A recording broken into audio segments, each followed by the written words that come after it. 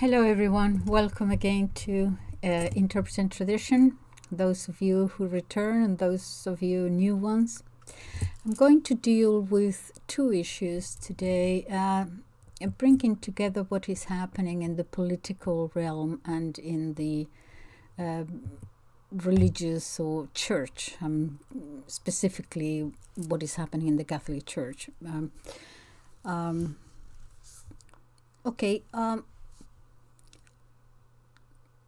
In England, we are, first of all, with the political issue. In England, we are going to celebrate very soon the coronation, the official crowning of King Charles III. And I have been noticing that unlike previous jubilees, and I'm not talking about coronations because the last one was in 1953, I believe, but those of us who remember the jubilees, I personally remember the 25th one in the 70s. In those days, the jubilees reflected very much the love for the monarch and for the monarchy too, that the British people had for the monarchy, and they displayed it openly, so uncompromisingly, unembarrassed at all. They loved their queen and felt very much at home with the institution of the monarchy. And I am being honest when I tell you that I do not see this today. By the way, I am going to put a link down below about it's a YouTuber in English. He's funny, and he's addressing this same issue from a very English, self-deprecating sort of ironic sense of humor. He's funny. Anyway, you will see it below.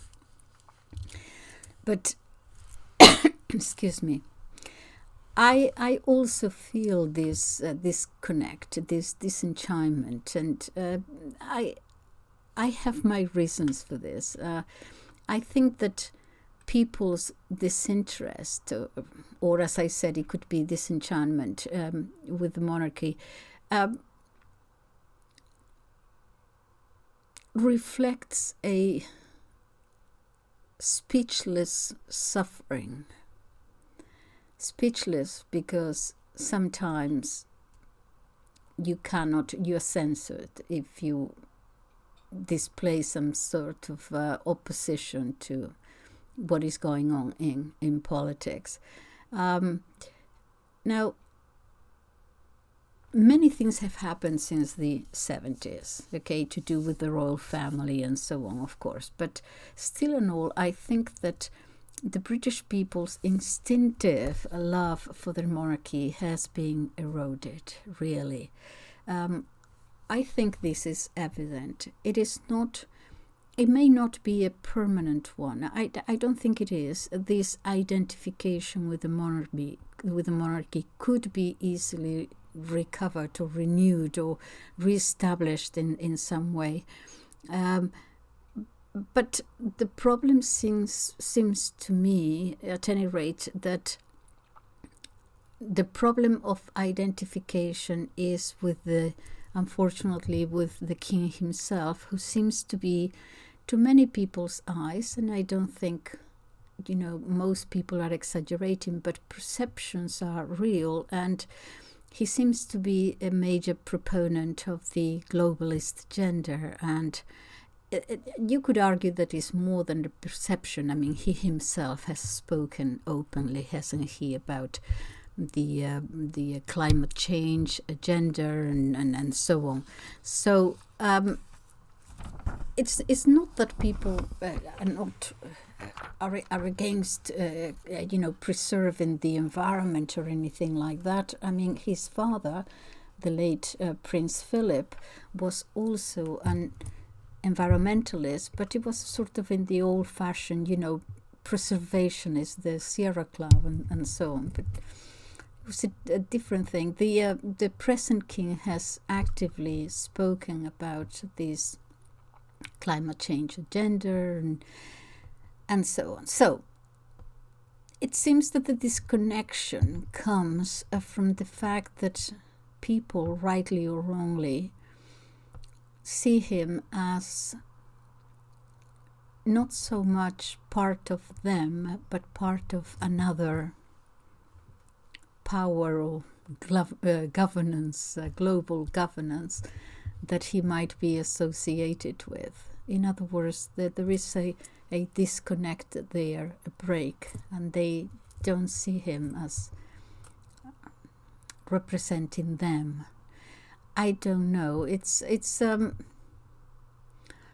something happened, you see, to the British people. Remember Brexit and all that? Well, part of the issue there on the leave the European Union side was the uncontrolled immigration, which affected the working class and many more people. That was an issue. And what happened afterwards, it seems as if they were told, you didn't want immigration? Well, here you are. And it's double and triple and made worse. In other words, so now they are, instead of like the French or to some extent the Germans going out into the streets, the British people are recoiling and drawing back onto themselves. Disillusion, yes, but it is, as I said, it's a sort of a speechless suffering that has no valve, because their trust has been broken from all sides. And there is a vacuum there, so you retreat and you endure it.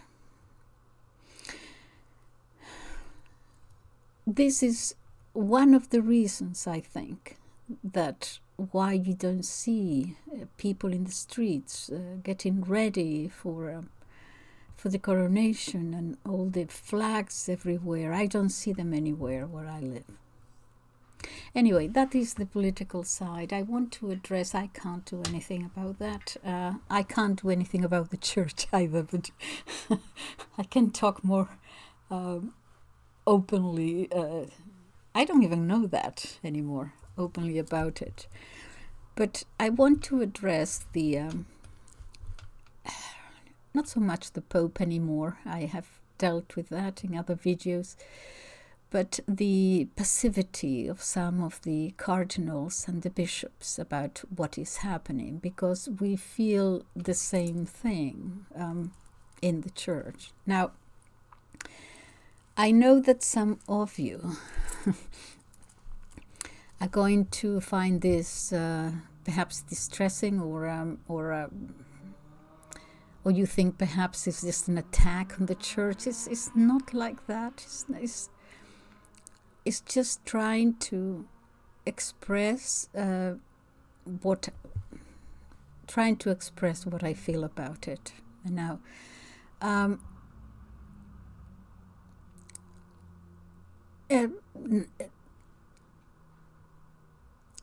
for the most part, those of you who don't like some of us criticizing what is happening in the church, I know that is well-intentioned. And I know that it is out of reverence and obedience to the church. But some of us feel that the church was taken over since Vatican II, and I'm not saying that the Pope is not the rightful Pope. I'm just saying that the forces within it have been taken over, not by Catholics with a different viewpoint as to how the church should be governed or conduct itself, not even by non-Catholic forces, but by anti-Catholic forces working towards its destruction. I cannot make it more clear than that, but doing it from within. It is clear to me that this is so. Now, you may, of course, disagree entirely. You may fail to see it the way I do. But if you fail to see it, and if you are unwilling to acknowledge it, perhaps you should also do what you're asking me to do and look inside yourself. And instead of reacting against those who say so, find out the real reason why you persevere in this belief that everything is fine. It could be, and I'd say that perhaps it is for most people, for most Catholics certainly, out of, as I said, the real sense, well-meant and well-intentioned of obedience to the Church. Fine. I've dealt with this blind obedience in another video, and I will not repeat it now. Is it that you don't see, or that you don't want to see what is happening in the Vatican now to the Catholic faith under this pontiff? Eventually, we will all have to face our conscience.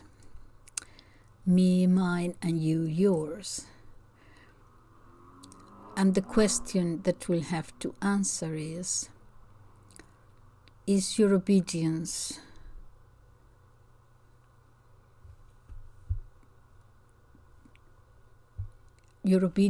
to the crucified Christ on the cross, or, let me put it plainly, to those who are mocking him there?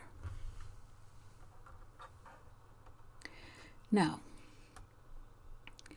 my concern for the bishops, I'm reading my notes here so I don't digress too much. My concern for the bishops is this. We are seeing some terrifying things, Your Excellencies, throughout, well, everywhere, but specifically we are seeing it obviously in the German Synod, in places like Chicago and San Diego and many other places. The priest in Switzerland I already referred to in another video that took out the crucifix and replaced it with the heart of a pig. Truly horrifying things.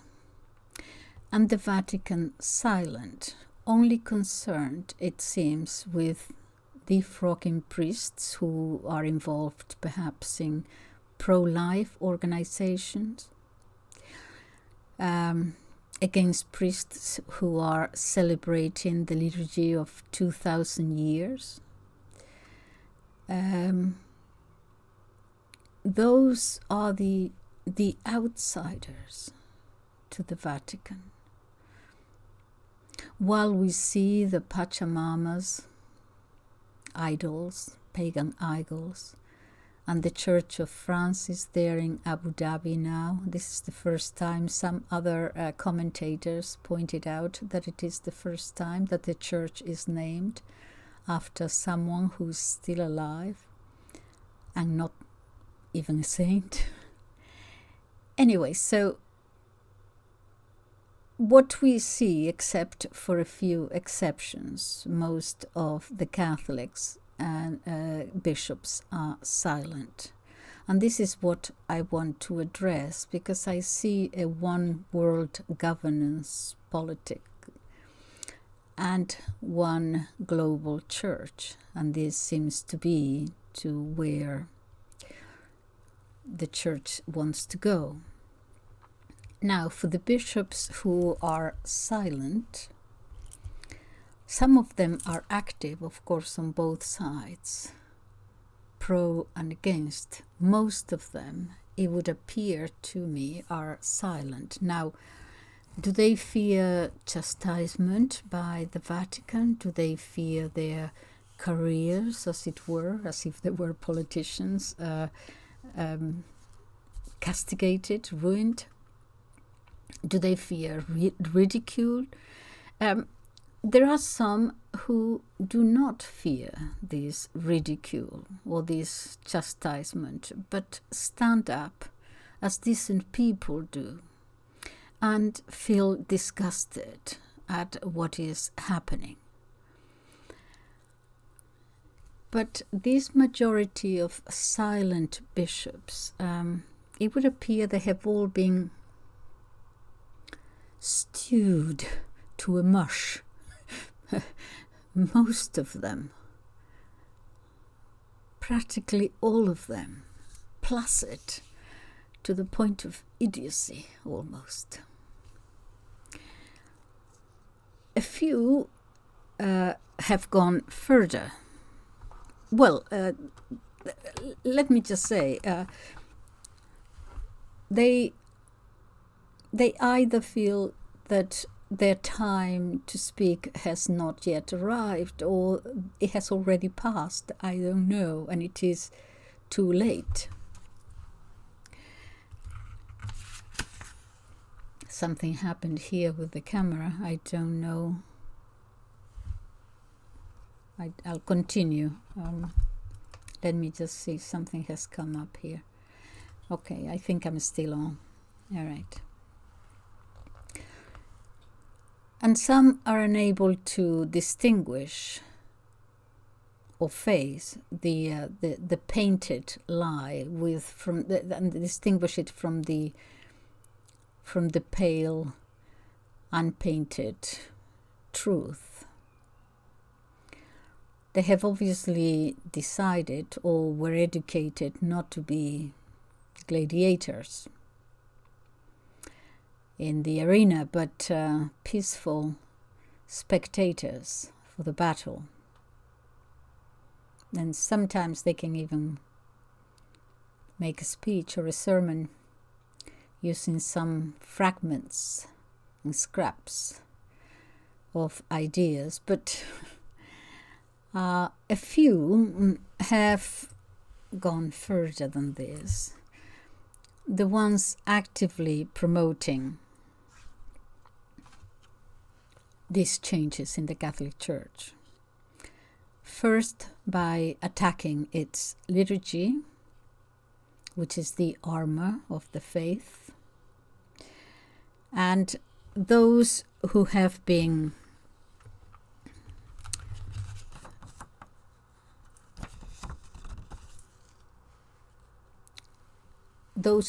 fallen prey to their moral weakness, becoming practically deformed monsters and moral Quasimodos. And so we have a fight here between those cardinals and bishops not overburdened by moral scruples and those who have no scruples at all. We know that the easiest way to destroy a government or a church or a religion is from within. And as with politics,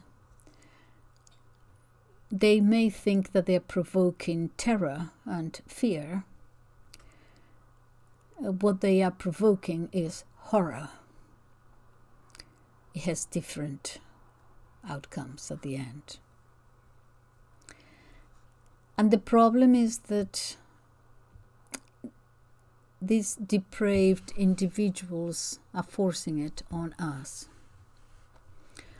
We see bishops entering the church, dancing like prima ballerinas, in love with themselves, dressed up in what to them might seem only costumes, I suppose.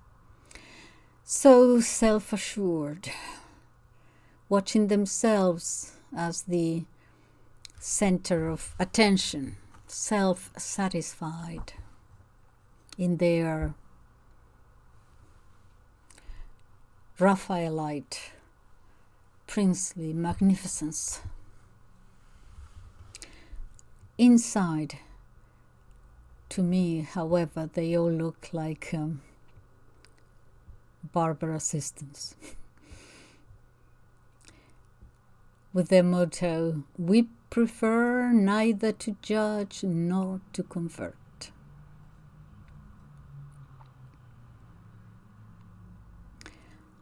Every now and then they will abase themselves out of pride and vanity. Oh, the lack of dignity. Oh, the irony of desperation. The jaundiced soul.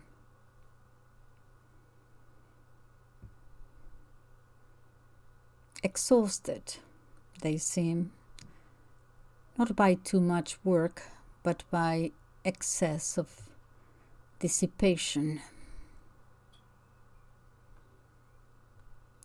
They will find themselves eventually that,